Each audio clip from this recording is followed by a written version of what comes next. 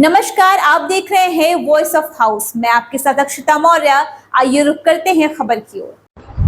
दिल्ली के मंत्री और आप नेता सौरभ भारद्वाज कहते हैं, हमने लोकसभा में गठबंधन किया था। हमारे शीर्ष नेता अरविंद केजरीवाल ने कांग्रेस उम्मीदवारों के लिए प्रचार भी किया था, लेकिन कांग्रेस नेतृत्व ने हमारे उम्मीदवारों के लिए प्रचार नहीं किया। इसीलिए गठबंधन में अपने साथी की मदद करनी चाहिए। जहां तक हरियाणा का सवाल है तो कुछ सीटों पर ही चर्चा हुई और समाजवादी पार्टी सिर्फ एक सीट मांग रही थी। अगर आप देखें तो यादव क्षेत्र की सभी सीटें भाजपा ने जीत ली हैं। अगर समाजवादी पार्टी को सीट मिल जाती तो यादव क्षेत्र में बड़ा संदेश जाता। हम चाहते हैं कि इंडिया ब्लॉक के सभी साथी एक साथ आएं और भाजपा को हराएं, लेकिन इसके लिए कांग्रेस को बड़ा दिल रखना होगा। देखिए, मेरी जानकारी में ऐसी कोई चर्चा नहीं है कि कांग्रेस के साथ गठबंधन किया जा रहा है। हमने लोकसभा में भी गठबंधन किया और सबके सामने है। हमारे नेता, हमारे शीर्ष नेता अरविंद केजरीवाल जी तो कांग्रेस के उम्मीदवारों के लिए आप देखिए कैंपेन करने भी गए। एक बार नहीं, दो बार गए, उनके लिए रोड शो किए। मगर बहुत दुख की बात है कि हमारे किसी भी कैंडिडेट के साथ कांग्रेस के शीर्ष नेता नहीं उतरे। हमारे नई दिल्ली के प्रत्याशी कहते रह गए, उनके जितने भी कांग्रेस के नेता थे बोले कि नहीं, अजय माकन जी से कहलवा दो तो हम आपका प्रचार करेंगे। और अजय माकन जी ने नहीं कहा। उनसे कोशिश की बातचीत करने की, मगर वो बातचीत पे नहीं आए। तो गठबंधन के धर्म के अंदर आपको खुले मन से और सच्चे मन से जो है अपने अलायंस पार्टनर की मदद करनी चाहिए। और हरियाणा की जहां तक बात है, कुछ ही सीटों की बातचीत हो रही थी और जहां तक मुझे पता है समाजवादी पार्टी मात्र एक सीट मांग रही थी हरियाणा के अंदर। और आप देखिए, जो अहीरवाल बेल्ट कहलाती है, जहां यादवों की वोट हैं, वहां पे सब में बीजेपी जीती।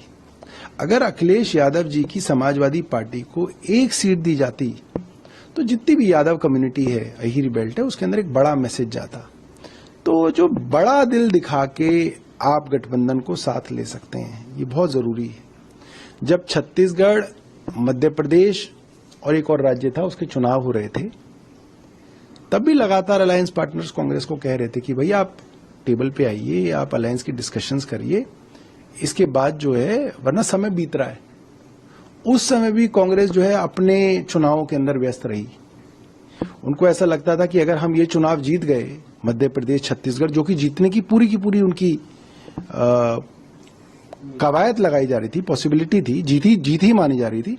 उनको लगता था कि जीतने के बाद हम अलायंस पार्टनर्स को थोड़ा जो है आर्म ट्विस्ट कर पाएंगे, थोड़ा दबा पाएंगे, उनको सीटें कम देंगे। हुआ उसका उलट। वो जीतते हुए राज्य भी हार गए, क्योंकि अलायंस पार्टनर्स को इज्जत भी नहीं दी, थोड़ा सा उनको ठंडे बस्ते में रखा गया और उसकी वजह से एक लंबा समय जो है खराब भी हुआ। मैं ये नहीं कह रहा कि सब कुछ ही खराब हुआ, कुछ चीजें अच्छी हुई, मगर ये वो सारी की सारी चीजें हैं जो बेहतर हो सकती थी। आप एक अलायंस अगर आप बनाते हैं तो वो अलायंस सिर्फ अरिथमेटिक नहीं होती है, एक समय जज की जरूरत होती है कि आप कम से कम, आपके पास 8-9 महीने तो हो जिसके अंदर आप कॉमन एजेंडा करें, आपकी कॉमन सोशल मीडिया स्ट्रेटेजी हो, कॉमन आपके लीडर्स जो हैं अलग अलग जगहों पे जो है एक दूसरे के लिए कैंपेन करते हुए दिखें। ये बहुत जरूरी था। वो लोकसभा से पहले भी जो है उसके अंदर देरी की गई और वो देरी का बड़ा कारण कांग्रेस थी। ये लोग, हमारे सारे अलायंस पार्टनर समझते हैं। अभी कोई संभावना नहीं है दिल्ली? देखिए, दिल्ली के लिए संभावना हो ना हो, हम लोग इंडिया का हिस्सा हैं। हम लोग आज भी ये चाहते हैं कि इंडिया के अलायंस पार्टनर सब साथ रहें और मिलके जो है भारतीय जनता पार्टी को हराएं। ये बहुत जरूरी है, मगर इसके लिए कांग्रेस को अपना दिल बड़ा करना पड़ेगा। विधानसभा चुनाव की बात करो, दिल्ली देखिए, विधानसभा के विषय में भी कोई चर्चा नहीं चल रही है, तो उसके बारे में मेरा कुछ भी कहना जो है ठीक नहीं है।